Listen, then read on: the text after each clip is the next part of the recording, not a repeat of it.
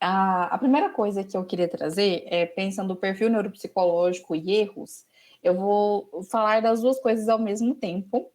E foi muito interessante na fala do Bruno, porque é um psiquiatra e ele trouxe coisas do cotidiano, coisas que aparecem, por exemplo, na recepção, coisas que aparecem quando a gente analisa o lápis mastigado. E isso é clínico? É clínico. Eu ainda não estou compartilhando a tela, vou compartilhar agora. Tá parecendo eu, Marina? Ah! E agora, assim, vocês estão vendo aqui que está faltando um título, né? Quando eu falo de perfil neuropsicológico. Cadê o título? Cadê a instrução? Porque é complicado a gente falar de um perfil neuropsicológico. Existe perfil neuropsicológico? Será que eu consigo ter ali um padrão de funcionamento que eu falo, ó, esse padrão de funcionamento aqui, pelo esse teste aqui, condiz e explica esse diagnóstico? Porque, ó, tudo que o psiquiatra trouxe foram coisas que são clínicas. E realmente não existe definido como um perfil único, um perfil neuropsicológico.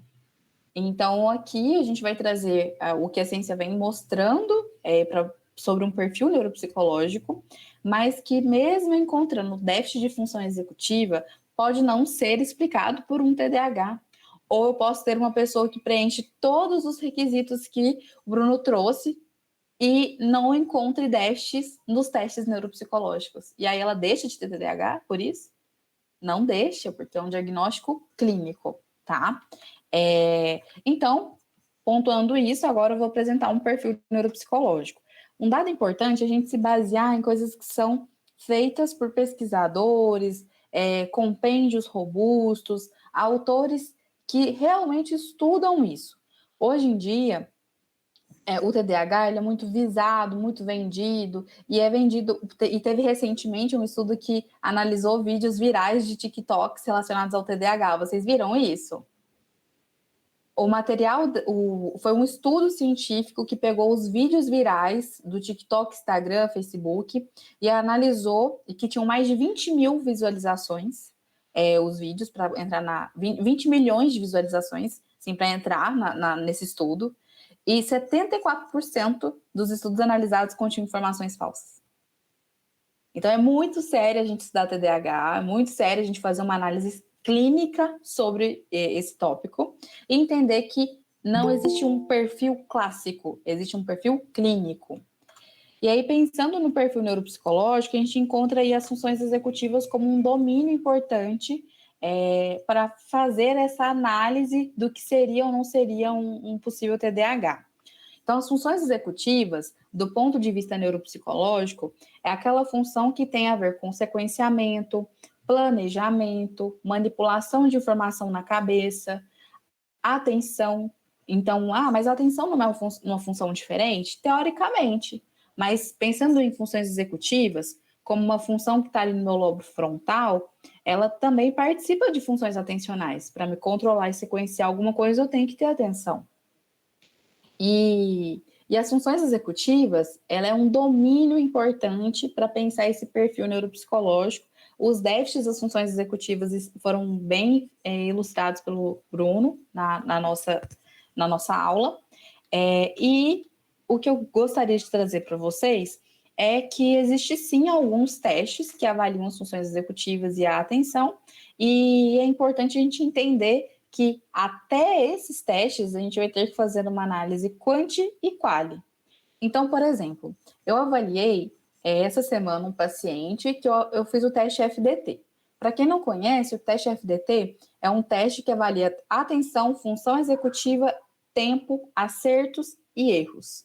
Um teste excelente para avaliar funções executivas, pelo menos eu gosto muito, e ele é exclusivo do psicólogo, então alguns de vocês não conhecem esse termo ainda, mas ele é o teste dos 5 dígitos, que avalia o processo automático e controlado no cérebro. Então, uma tarefa parecida, que é de uso multiprofissional, é a tarefa que chama Stroop, ele também é muito vendido também na internet, que tem várias coresinhas e você tem que falar a cor e não ler. É esse tipo de teste. Nesse teste, um paciente que é clássico assim, do TDAH, ele chegava no consultório, rodava a cadeira, saía correndo, abria a porta e pendurava na maçaneta. Assim, é um paciente clássico, mordia lápis. Ele ficou com média no teste. E então ele não tem TDAH, não tem 10 de funções executivas. Ele ficou com média em tudo de funções executivas.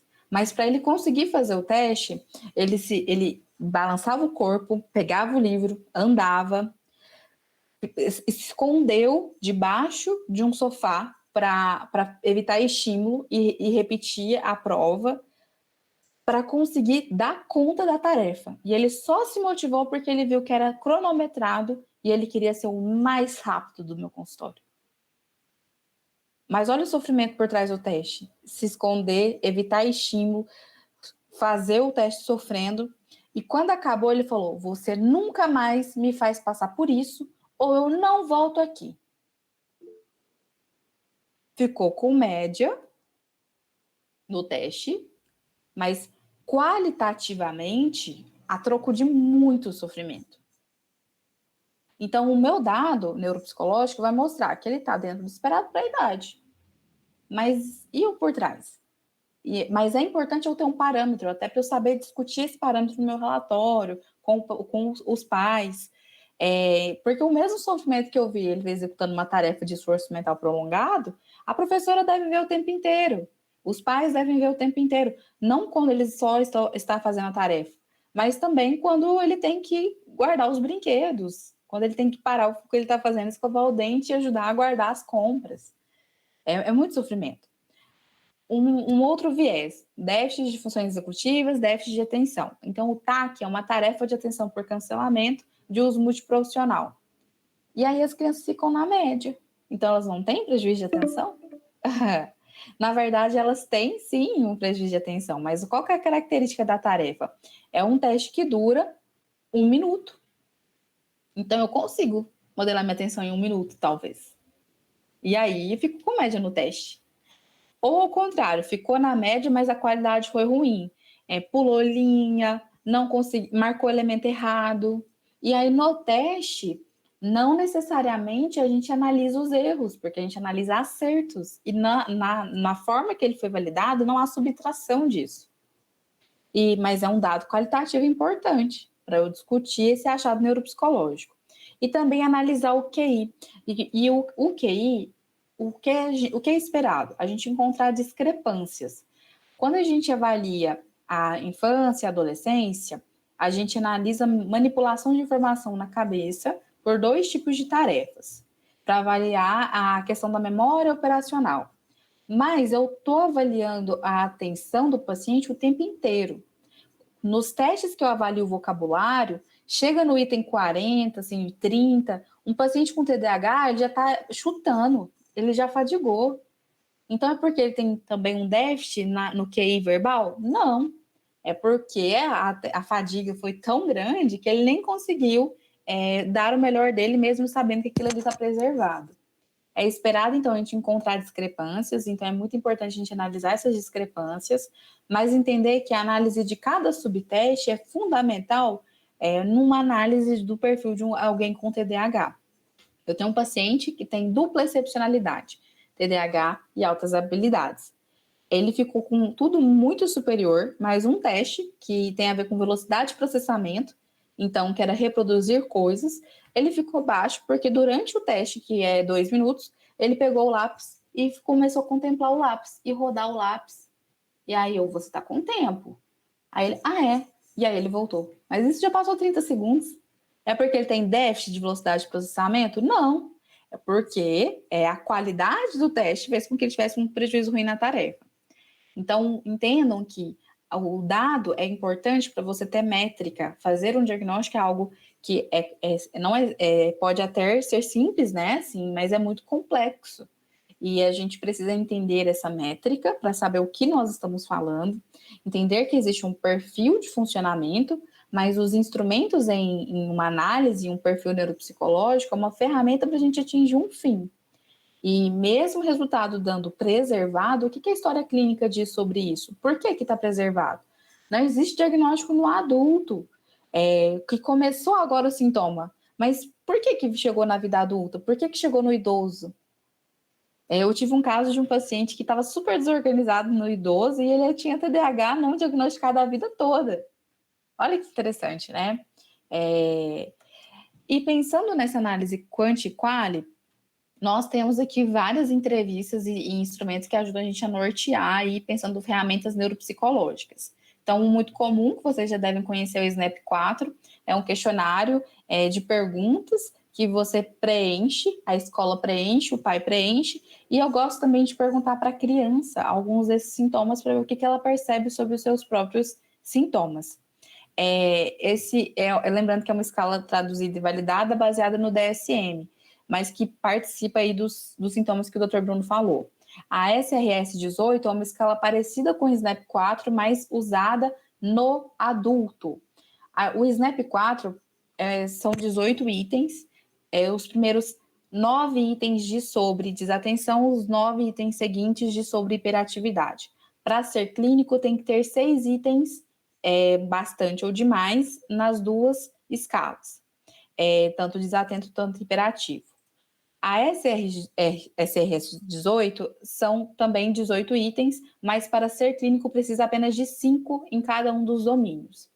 O QFQ é um questionário de falhas cognitivas, ele tem uma pegada diferente da questão do SNAP da SRS-18, para adolescentes e adultos, mas eu acho legal para a gente entender o que, né, das falhas cognitivas aparecem dentro do desenvolvimento dos adolescentes e dos adultos de uma maneira mais aplicada à questão da rotina, que não só a escola. Nós temos o questionário DIVA, que é usado também nos adolescentes e adultos, que é parecido com as outras escalas, mas aqui faz um recorte da infância e da vida adulta, porque precisa ter sintomas antes dos 12 anos de idade. Nós temos o ETDH, que também é respondido por professores, pais e a própria criança, e nós temos o EPF-TDH, que é um questionário de prejuízos executivos para quem tem TDAH. Todos esses instrumentos são perguntas que a gente observa questões clínicas que remetem a prejuízos do TDAH, falhas cognitivas, atenção ou hiperatividade. Lembrando que nem todo prejuízo atencional é TDAH, nem toda agitação é hiperatividade, nem toda impulsividade é explicado pelo TDAH. A primeira coisa que o Bruno trouxe para a gente foi a dificuldade que é fazer o diagnóstico diferencial. Então, às vezes, a gente acha que é uma hiperatividade, acha que é uma impulsividade e é ansiedade, né? Ou, às vezes, a gente acha que é uma desatenção e é um efeito pós-Covid, ou então é por ruminação, então está ali ansioso por ruminação e não consegue concentrar. Ou é um transtorno específico da aprendizagem, então ele não está acompanhando a turma porque ele tem algo relacionado à dislexia, descalculia, dislalia, e não é um TDAH. Ou está passando por um curso de humor deprimido, que também faz com que apresente mais falhas cognitivas. E tudo isso é muito importante ser considerado.